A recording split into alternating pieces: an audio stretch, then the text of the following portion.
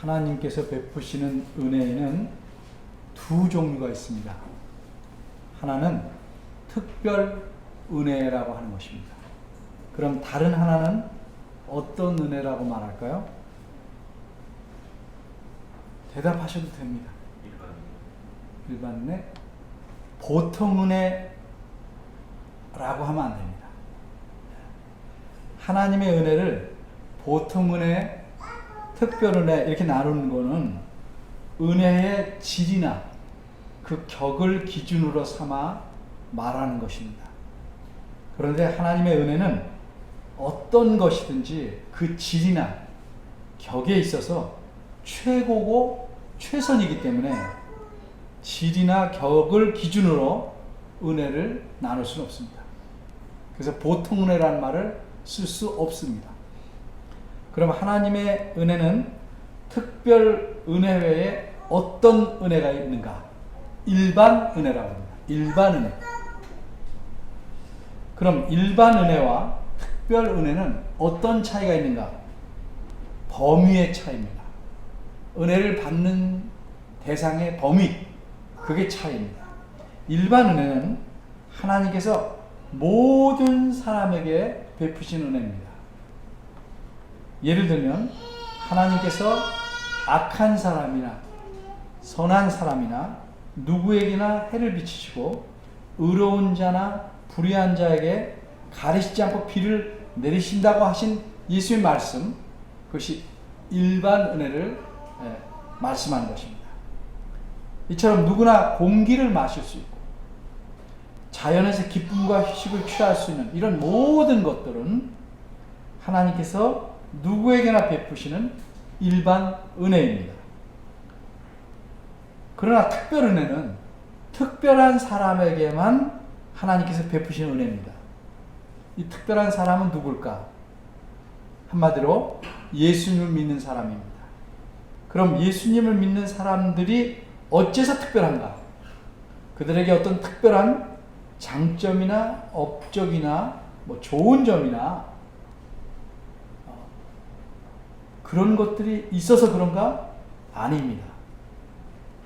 예수님을 믿는 사람을 특별하다고 말하는 것은 하나님께서 베푸신 이 특별 은혜를 받은 사람이기 때문에 특별하다고 말합니다.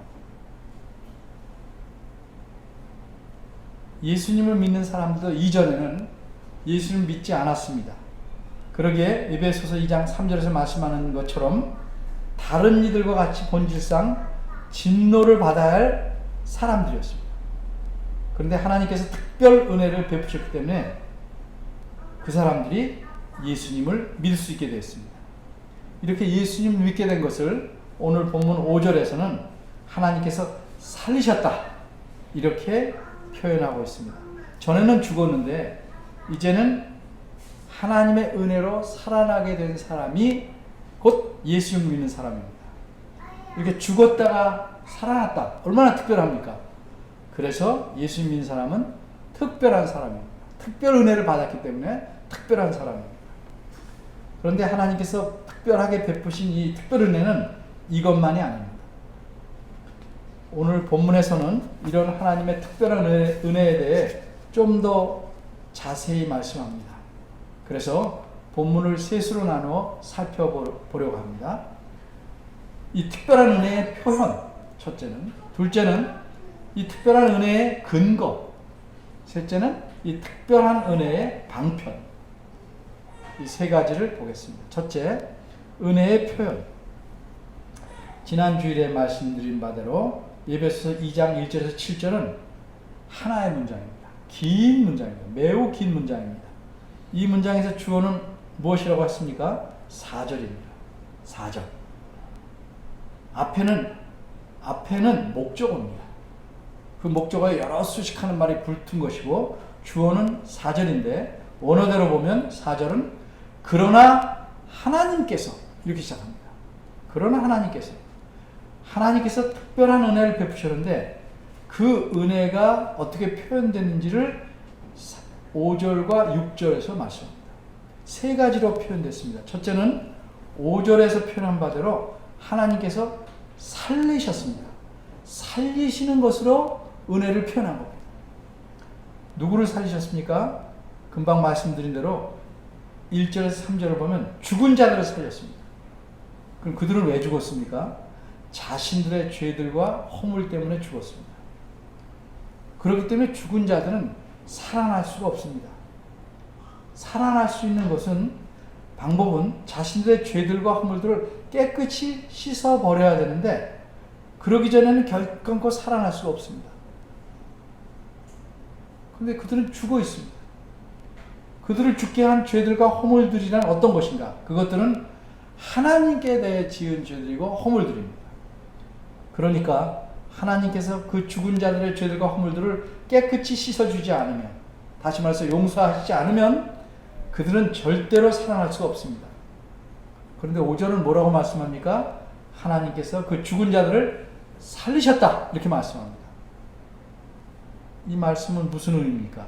하나님께서 살리셨다는 것은 죽은 자들의 죄들과 허물들을 다 말끔하게 씻어주셨다는 말을 포함하는 겁니다. 이처럼 예수님 믿게 된 사람은 하나님에 대해 지은 자신들의 죄와 허물을 하나님에게 다 용서받은 것입니다. 그래서 살아날 수 있게 되었습니다. 그런데 하나님의 이 특별 은혜를 받은 사람들은 살아나기만 한 것이 아닙니다. 하나님께서 이들에게 베푸신 특별한 은혜가 또 있는데 그것은 무엇인가? 6절에서 말씀합니다. 6절에는 이 살아난 사람들이 받은 은혜가 무엇인지, 하나님께서 그 은혜를 어떻게 표현하셨는지 두 가지를 더 말씀합니다.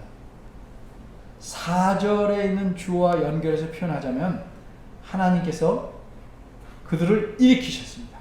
이게 두 번째 은혜의 표현입니다. 그리고 셋째 표현은 하나님께서 그들을 앉히셨습니다. 이처럼 하나님께서 특별한 은혜를 나타내신 것을, 그 은혜가 나타난 것을 세 가지로 표현하셨는데 그것은 하나님께서 살리시고 일으키시고 앉히신 은혜입니다. 물론 하나님의 이 특별한 은혜가 이 세 가지뿐만은 아니지만 이렇게 세 가지로 압축해서 말씀했습니다. 그렇게 한 것은 본문 앞에 즉 2절과 3절에서 말한 내용과 대조를 이루기 위해서 세 가지로 압축해서 말합니다. 2절과 3절을 보면 너희는 너희의 허물과 죄로 죽었다 이렇게 말씀합니다. 죽었다는 것과 대조하려고 하나님께서 살리셨다고 5절에서 말했습니다. 그러나 죽었다는 것은 비유적인 표현입니다. 이것은 세상의 풍속, 즉 세상의 가치 체계와 기준을 따라 사는 것이고 자기 육체의 욕심대로, 그 죄성의 욕심대로 따라가며 사는 것을 의미합니다. 그러니까 이렇게 살아간다는 것, 이렇게 따라간다는 건 사실상 공중의 권세 잡은 자, 사탄의 지배와 조종을 받고 따라가는 것을 의미합니다. 근데 이렇게 살아가면서 사탄의 조종을 받고 살아가면서도 어떤 제재나 압박을 느끼지 않는 까닭이 뭡니까? 그 사탄의 조종과 지배라는 것이 내가 갖고 있는 욕심, 탐심과 일치하기 때문에 본인은, 사람은 내 원하는 대로 다 할 수 있기 때문에 자유스럽게 느끼는 그 느낌 때문에 그렇습니다. 자유롭다고 생각하는 것 때문에 그렇습니다. 이렇게 따라간다, 계속 죽은 상태로 따라간다면 이런 상황과 대조하려고 죽은 상태로 누워서 따라가는 것과 대조하려고 하나님께서 일으키셨다 이렇게 표현하는 것입니다. 그리고 사탄이 원하는 바대로 하나님께 불순종하면서 계속 살아가는 자들은 결국 어디로 갑니까? 하나님의 진노를 받을 수 없는 자리에 이르게 됩니다. 그 자리는 어디예요? 하나님의 진노를 받는다는 건 결국 지옥으로 떨어져 멸망할 수 없는 거예요. 계속 내려가서. 그래서 이 사실과 대조하기 위해서 하나님께서는 계속 내려가는 것과 대조해서 하늘에 올려서 하늘에 앉히셨다고 표현한 겁니다. 하늘에 앉히셨다. 이것은 하나님 나라에 속하게 했다는 겁니다. 그래서 하나님의 진노 대신에 하나님께서 주시는 온갖 복과 영광을 누리도록 되어 있다는 의미로 말씀한 겁니다. 이미 사도 바울은 에베소서 1장 3절에서 이렇게 말했어요. 하늘의 모든 신령한 복으로 우리에게 복 주신다. 복 주셨다. 이렇게 말씀한 것입니다. 이처럼 하나님께서 하늘에 앉히셨다는 표현은 하나님께서 주시는 모든 복을 받아 누리는 자리에 우리를 갖다 놓으셨다 하는 의미입니다. 그럼 이렇게 예수님 믿는 사람들이 특별하게 하나님의 이 특별 은혜를 받고 누릴 수 있는 근거는 무엇인지 그 근거를 살펴봐야 하겠습니다. 두 번째, 은혜의 근거. 먼저 분명히 말씀드릴 것은 예수님 믿는 사람들은 이전에 자기 허물과 죄로 죽었던 사람입니다. 죽었다는 것, 바꿔 말하자면 자신들의 힘으로는 살아날 수 없다는 뜻입니다. 하나님의 특별한 은혜가 아니면 결코 살아날 수 없는 사람들이었습니다.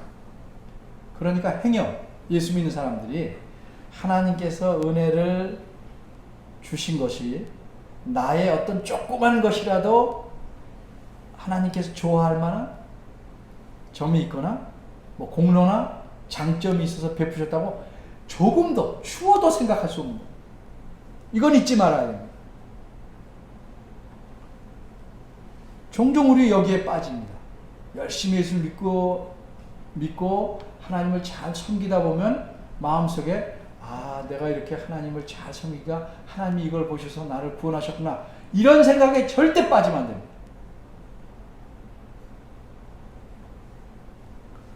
그럼 하나님께서 이런 특별한 은혜를 사람에게 베푸신 근거는 무엇인가?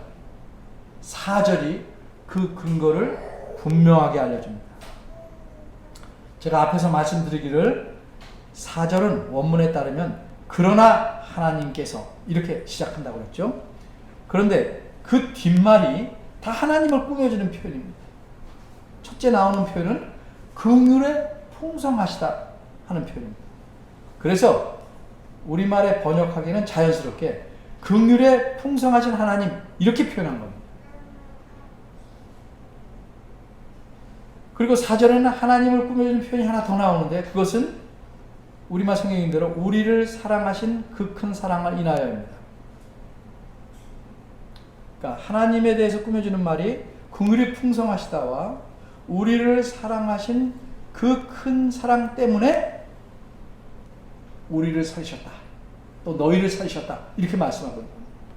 따라서 우리는 긍휼과 하나님의 긍휼과 사랑이 어떤 차이가 있는지, 어떻게 구분해야 되는지 알아볼 필요가 있습니다. 먼저 하나님의 긍휼이라는 것은 비참한 상태에 빠져 있지만 자기 힘으로 아무것도 할 수 없는 사람을 하나님께서 불쌍하게 여기시는 마음입니다. 예를 들면 텔레비전에서 먹지 못해 심하게 말라버린 아프리카 어린이들을 보면 우리 안에 불쌍히 여기는 마음이 가득 차죠.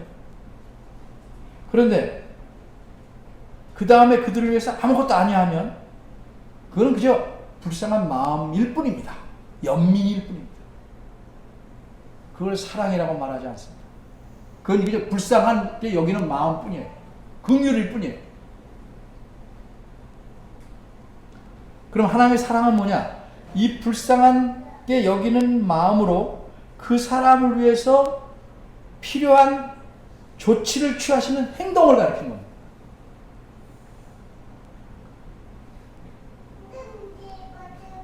바꿔 말하자면 아프리카 어린들에 대해 불쌍히 여기면 그들을 돕기 위해서 내가 뭔가 행하는 것, 이게 사랑입니다. 근데 조금 행하면 그 사랑은 조금 있는 사랑입니다. 많이 행하면 많은 사랑이에요. 근데 하나님에 대해서는 뭐라고 말했습니까? 그 큰 사랑을 인하여 이렇게 말합니다. 자신의 크나큰 사랑을 우리에게 보이셨다고 말합니다. 이 우리에게 보이신 큰 사랑이라는 어떤 것인가? 금방 제가 조금이란 말을 썼는데 원어대로 말하면 하나님의 많은 사랑입니다. 엄청나게 많은 사랑이 원어의 뜻입니다.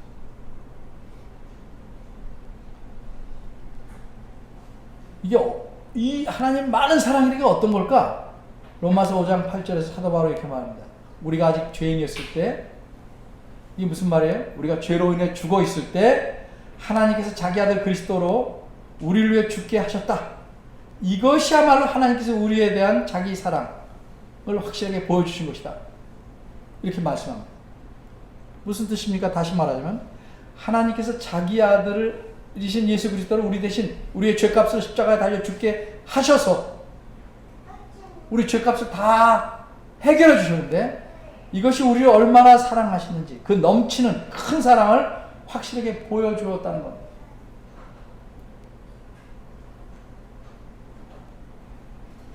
우리는 이전에 죽었으나 여전히 우리 욕심대로 죄를 밥 먹듯이 하며 살았습니다. 그게 죄라고 생각하지 않기 때문에 죄에 대한 반성이나 가책이 전혀 없이 그저 법률에서 정하는 것만 피하면 죄가 아니라고 생각하고 그렇게 열심히 죄를 따라 살았습니다. 계속 죄 가운데서 죄를 즐기며 살았습니다. 하나님과 연관해서 죄를 생각해 보지 않았습니다. 모든 사람이 그렇게 살아갑니다. 우리가 혹시 나쁜 짓을 계속 저지르며 사는데도 추호의 반성도 없이 뉘우침도 없이 사는 사람을 보면 우리는 어떻게 반응합니까? 한두 번은 안타깝다, 불쌍하다 하겠지만 계속 그렇게 죄 가운데 살면서 나쁜 짓을 하고 살면 우리는 그 사람에게 어떻게 반응해요? 불쌍한 마음이 싹 가시고 저런 인간은 벌받아야 된다, 마땅한다고 생각합니다. 불쌍한 마음을 싹 걷어들입니다. 그리고 어떤 마음이 생깁니까? 공의가 생깁니다. 저 사람은 처벌받아야 된다. 그래서 간절히 바라게 하게 됩니다. 인류를 위해서 저런 사람은 처벌받아야 된다. 이런 생각을 갖게 될 거예요. 근데 우리가 그런 사람이었습니다. 하나님 보시기에 바로 공의로 처벌되어서 하나님의 진노로 멸망받아야 마땅한 그런 사람들이었습니다. 하나님 보시기에는 그랬습니다. 근데 그렇게 보신 하나님께서 그랬던 우리를 어떻게 대하셨습니까? 불쌍히 여기셨다가 그 불쌍한 마음을 거두셨습니까? 아닙니다. 오히려 자기 아들을 우리의 죄값 대신에 내어주셨습니다. 이것이 하나님의 넘치는 사랑, 크신 사랑, 많은 사랑입니다. 이게 사람이 도저히 이해할 수 없는 놀라운 사랑입니다. 이런 사랑으로 하나님께서는 죄와 허물로 죽었던 우리를 살리셨습니다. 이런 하나님의 놀라운 사랑을 사람이 제대로 안다면 어떻게 반응하겠습니까? 어떻게 반응하는 게 정상이겠습니까? 마음속에서 감격의 표현이 저절로 솟구쳐 나와야 할 겁니다.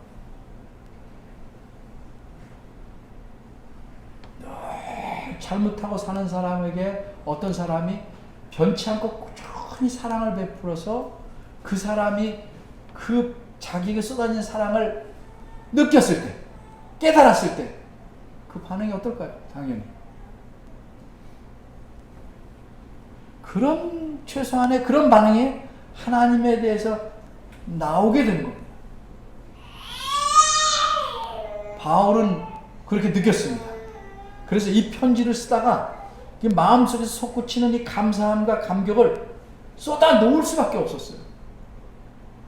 이렇게 쏟아 놓은 표현이 5절 뒷부분에 괄호 안에 들어가 있는 표현입니다. 이 말은 우리말 성경에서는 5 낱말로 표현되었어요. 너희가 은혜로 구원을 얻은 것이라. 이렇게 5개. 근데 여기서 강조가 좀 덜 살아났습니다. 근데 원어에서는 간결하게 딱 3마디입니다. 3낱말입니다. 직역하면 강조예요. 은혜로서 너희가 구원받았다. 물론 우리도 은혜로서 알고 보니까 뭐예요? 내 잘남이 아니에요. 은혜로서. 바울이 뭐라고 그래요? 내가 나 된 것은 누구의 은혜? 주의 은혜라는 거죠.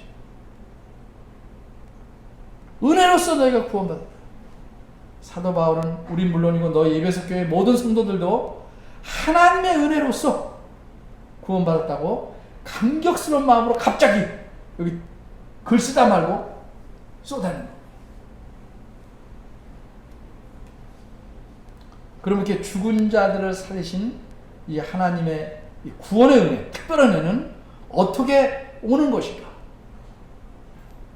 물론 하나님이 주시는데 어떻게 오는 것인가? 이 점에 대해 좀 생각해 보겠습니다. 이해를 돕기 위해서 예를 들어봅니다. 지나가는 사람이 심한 갈증으로 기진맥진해서 죽으듯이 누워있어. 그런 사람을 보게 됩니다. 그래서 그에게 자기가 먹으려고 하던 조금 남겨둔 물을 먹이려고 합니다. 근데 이 탈진한 사람은 꼼짝을 못해요. 그 사람이 불쌍히 여겨서 그 사람에게 물을 먹이려 하는 것이 이 사람이 탈진한 사람이 보이는 긍휼과 사랑입니다. 근데 탈진해서 의식이 없어요. 물을 먹여야 되는데 한 방울도 흘리지 않고 다 입에 넣어야 돼요. 어떻게 하면 좋겠습니까? 이 사람은 나뭇잎을 따서 빨대처럼 둘둘 말아서 조금씩 물을 그 사람의 입 안에 이렇게 연결해서 넣으려고 해요. 이렇게 빨대처럼 둘둘 마른 그 나뭇잎, 이것이 이 사람의 물을 전하는 통로가 되는 것입니다. 이처럼 하나님께서 긍휼과 사랑을 베푸시는 이 은혜의 방법, 은혜의 통로, 그게 무엇인지를 우리가 생각해 봐요. 하나님의 은혜의 방법, 통로를 다른 표현으로 방편이라고 말합니다. 방편. 신학적으로는 우리말 용어로 이 은혜의 방편에 대해서 우리가 살펴보겠습니다. 그래서 셋째 생각할 것은 은혜의 방편입니다. 여러분이 본문에서도 느끼셨겠지만 에베소서의 특별히 2장에는 많이 나오는 표현이 있어요. 그것은 그리스도와 연관된 표현이에요. 1장에도 많이 나오고 계속 많이 나오는데 2장에 특별히 그리스도 안에서, 그리스도와 함께, 그리스도 예수 안에서, 이런 표현들입니다. 어째서 이런 표현이 나올까요? 한마디로 그리스도께서 하나님이 주신 은혜의 방편, 통로가 되시기 때문입니다. 하나님께서 사람에게 베푸신 모든 은혜와 온갖 좋은 것은 모두 하나도 예외 없이 그리스도 때문에, 그리스도로 말미암아 그리스도 안에서 우리에게 주어지는 것이기 때문입니다. 그러니까 예수 믿지 않는 사람들은 이런 은혜를 전혀 누릴 수 없는 거예요. 그래서 특별 은혜입니다. 그리스도 안에서만 누릴 수 있는 거예요. 그러기에 본문을 보면 하나님께서 우리를 살린 것도 어떻게 살렸다고 그랬어요? 그리스도와 함께 살리셨다고 말합니다. 또 우리를 일으킨 것도 뭐라고 그래요? 그리스도와 함께 일으키셨다고 말해요. 또 그리스도와 함께 우리를 하늘에 앉히셨다고 말씀합니다. 근데 6절을 보면 하나 표현이 더 나와요. 그리스도 안에서라는 표현이 더 나와요. 선호야 조용해. 우리말 성경에서는 이 표현이 하늘에 앉히셨다는 내용하고만 연관이 있는 듯이 보이지만 사실은 살리시고 일으키시고 앉히셨다는 세 가지와 다 연관된 표현입니다. 그래서 이게 원어에서는 제일 끝에 달아났습니다. 그리스도와 함께 살리시고 함께 일으키시고 함께 앉히셨다는 것을 그리스도 예수 안에서 그렇게 하셨다는 거죠. 이처럼 본문은 하나님께서 우리에게 베푸신 이 특별한 사랑의 은혜를 하나님께서 살리셨고 일으키셨고 앉히셨다고 표현했습니다. 이렇게 표현한 것은 아까 말씀드린 대로 2절 3절의 장면과 대조하기 위해서 그렇게 한 겁니다. 그 장면을 다시 한번 생각해 봅시다. 그 장면은 이렇습니다. 죽은 사람이 누워 있습니다. 근데 그를 공중의 권세 잡은 자가 질질 끌어갑니다. 할 수 없이 따라갑니다. 그래서 죽은 자는 그 자를 따라갑니다. 점점 내려갑니다. 마침내 진노로 멸망받을 자리에 이르게 됩니다. 장면이 보이시죠? 반면에 하나님께서 은혜를 베푸신 장면을 보면 이렇습니다. 죽은 사람이 하나님께 살리시니까 눈을 뜹니다. 그리고 일어납니다. 일으키셨습니다. 그리고 점점 올라갑니다. 마침내 하늘에 올라가 앉습니다. 이렇게 마치 죽은 사람이 살아나 움직여서 하늘에 이르는 그 그래픽처럼 세 가지로 표현하였습니다. 그런데 하나님께서 베푸신 이 은혜 세 가지는, 사랑으로 보이시는 은혜 세 가지는 모두 그리스도와 함께라는 표현이 붙어 있습니다. 이 말은 이 세 가지가 그리스도와 뗄래야 뗄 수 없게 연관됐다는 사실을 말해주는 겁니다. 그리스도께서 죽으셨다 다시 살아나지 못하셨다면, 그리고 그리스도께서 하늘에 오르사 하나님 우편에 앉으시지 못하셨다면 우리는 아무도 하나님 앞에 의롭다 하심을 받지 못하고, 따라서 하나님의 모든 복을 받고 누리지 못했을 겁니다. 그래서 지금 그리스도인으로서 누리는 모든 은혜와 복은 오직 그리스도를 통해서 받은 것이고, 그리스도를 통해서만 계속 누리게 될 것입니다. 그러기에 그리스도 예수 안에서라는 표현도 따라 붙게 된 것입니다. 이제 결론적으로 오늘 본문은 무엇을 말해줍니까? 우리가 아니라 하나님께서 풍성하신 은혜로서 그리스도 안에서 우리에게 구원을 주시고 모든 복을 주셨다, 이렇게 말씀합니다. 여러분, 이 말씀대로 믿으십니까? 근데 살아가는데 이렇게 풍성한 은혜를 받은 사람답게 삽니까? 이게 이제 우리의 고민입니다. 왜 그럴까? 하나님이 주신 복이 모자라서 그럴까? 부족해서 그럴까? 문제는 누구한테 있어요? 하나님이 아니라면 우리에게 있는 겁니다. 우리에게.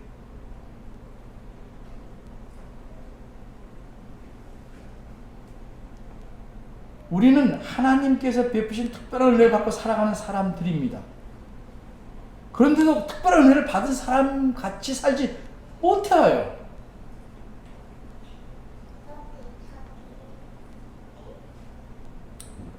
그중 하나가 여러분 생각해 볼게, 자신에 대한 생각입니다. 여러분, 자신을 어떤 사람으로 생각하십니까? 자신이 얼마나 가치 있는 사람이라고 생각하십니까? 여러분 정말 가치가 있고 복받은 사람이 어떤 사람이라고 생각하십니까? 아, 저런 사람 됐으면 좋겠다. 저런 사람 되면 행복하겠다. 이렇게 생각하는 한 나는 그 사람보다 못한 사람. 이것저것 세상의 것을 부러워하는 한 나는 못한 사람. 여러분, 금방 이 말씀대로 믿는다고 그랬죠? 이 말씀대로라면 우리가, 여러분과 제가, 우리가 가치 있는 사람이고 복받은 사람, 최고의 가치와 최고의 복을 받은 사람. 근데 그렇게 진심으로 생각하지, 머리로는 생각하는데 마음으로는 좀 힘든 것 같이 보여요. 왜 그럴까요? 이유는 단 하나. 하나님께서 내게 베푸신 은혜를 이 마음으로, 진정으로 제대로 알고 깨닫지 못하기 때문에.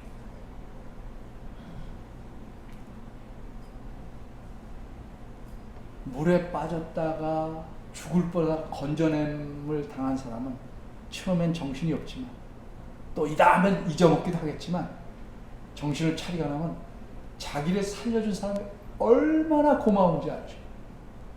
그게 뭐라 그래요? 평생 이 은혜를 잊지 않고 갚겠습니다, 이렇게 말해요. 이거 지키는 사람 별로 없지만, 하나님께서 내게 베푸신 은혜를 진심으로 모르면 나타나는 현상이 뭐냐? 내 자신을 하찮게 여기는 겁니다. 하찮게 여길 수밖에 없어요. 하나님께서 우리 한 사람 한 사람을 가장 소중히 여기시는데 얼마큼 소중히 여기십니까? 자기 아들을 내어주시면 우리를 살리시고 자기 자녀로 삼으셨어요. 이게 마음에 와 닿아야 합니다. 머리로는 다 알아요. 마음에 와 닿질 않아요. 우리가 다른 사람 말할 때 뭐예요? 영혼이 없는 소리라고 하죠. 성경의 말씀을 영혼이 없는 말로 받아들인다 이 말이죠.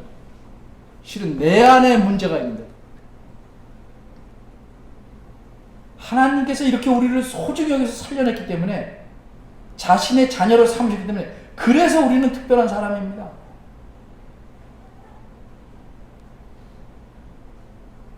예? 여러분들 잘 알죠? 다 자녀가 있죠. 고슴도치도 자기 새끼는 예뻐한다.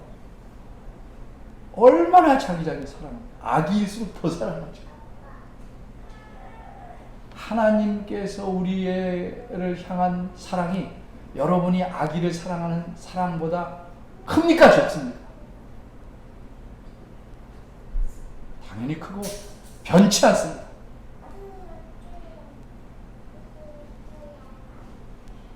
이 하나님의 은혜를 마음속 깊이 감사하고 산다면 그래서 우리 일상생활에서 이 감사함이 감격해서 톡톡 쏟아져 나오는 정도에 이르러야 우리가 하나님의 은혜를 안다. 내가 하나님의 은혜를 안다라고 말할 수 있는 겁니다. 그런 감격이 일상생활에서 없으면 그래서 없기 때문에 특별한 사람인데도 보통보다 못한 사람처럼 살고 생각하는 겁니다. 비참한 거죠. 그만큼 감격해야 나는 정말 하나님에게 특별한 사람이다 라고 생각하게 되는 겁니다. 그래서 하나님의 은혜를 제대로 알지 못하는 한 우리 자신과 우리 삶에 대해 만족할 수 없습니다. 이게 우리의 문제입니다. 자녀들도 마찬가지죠. 부모님에 대해 사랑과 그 고마움을 느끼면 잘하죠. 저절로 잘하죠. 못 느끼면 뭐예요? 말로는 엄마 고마워. 그 다음 투정할 거 다 하고 짜증 부릴 거 다 하고 다 하잖아요. 왜? 진정으로 감사함이 너무 적어.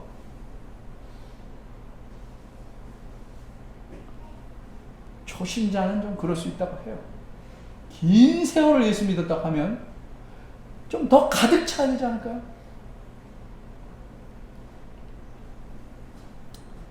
제가 바라기는 여러분이 얼마나 하나님께서 소중히 여기고 특별한 사람인지를 좀 깊이 깨달아 알길 바랍니다.